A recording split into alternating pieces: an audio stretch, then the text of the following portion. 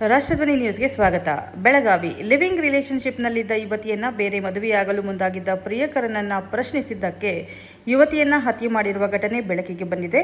ಕೊಲೆ ಮಾಡಿದ ಬಳಿಕ ಶವವನ್ನು ಮಹಾರಾಷ್ಟ್ರದ ದಟ್ಟ ಕಾಡಿನಲ್ಲಿ ಬಿಸಾಡಿ ಪರಾರಿಯಾಗಿದ್ದ ಆರೋಪಿಗಳನ್ನು ಪೊಲೀಸರು ಬಂಧಿಸಿದ್ದಾರೆ. ಬೆಳಗಾವಿ ತಾಲೂಕಿನ ವಂಟಮರಿ ಗ್ರಾಮದ ಗಂಗವ್ವ ಹಂಚಿನಮನಿ ಕೊಲೆಯಾದ ಯುವತಿ, ಹುಕ್ಕೇರಿ ತಾಲೂಕಿನ ರಾಜನಕಟ್ಟಿ ಗ್ರಾಮದ ಬಸವರಾಜು ಕರ್ನಾವರ್ ಪ್ರಮುಖ ಆರೋಪಿ.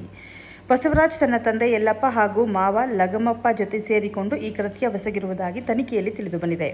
ಆರೋಪಿಗಳು ಗಂಗವ್ವಳನ್ನ ಹಲ್ಲೆ ನಡೆಸಿ ಹತ್ಯೆ ಮಾಡಿ ಮಹಾರಾಷ್ಟ್ರದ ಕೊಲ್ಲಾಪುರ ಜಿಲ್ಲೆಯ ಚಂದಗಡ ತಾಲೂಕಿನ ತಿಲಾರಿ ಘಾಟ್ ಪ್ರದೇಶದ ದಟ್ಟ ಕಾಡಿನಲ್ಲಿ ಶವವನ್ನು ಎಸೆದಿದ್ರು. ಮೇ 29ರಂದು ಕಾಡಿನಲ್ಲಿ ಕೊಳೆತ ಸ್ಥಿತಿಯಲ್ಲಿ ಮಹಿಳೆಯ ಶವ ಪತ್ತೆಯಾಗಿತ್ತು.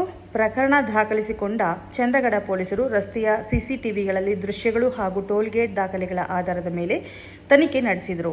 ಮಹಿಳೆ ಕಾರಿನಲ್ಲಿ ತೆರಳಿದ್ದ ಮಾಹಿತಿ ದೊರೆತ ಬಳಿಕ ವಾಹನದ ಸಂಖ್ಯೆಯನ್ನು ಪತ್ತೆ ಹಚ್ಚಿ ಆರೋಪಿಗಳ ಸುಳಿವು ಕಂಡು ಹಿಡಿದರು.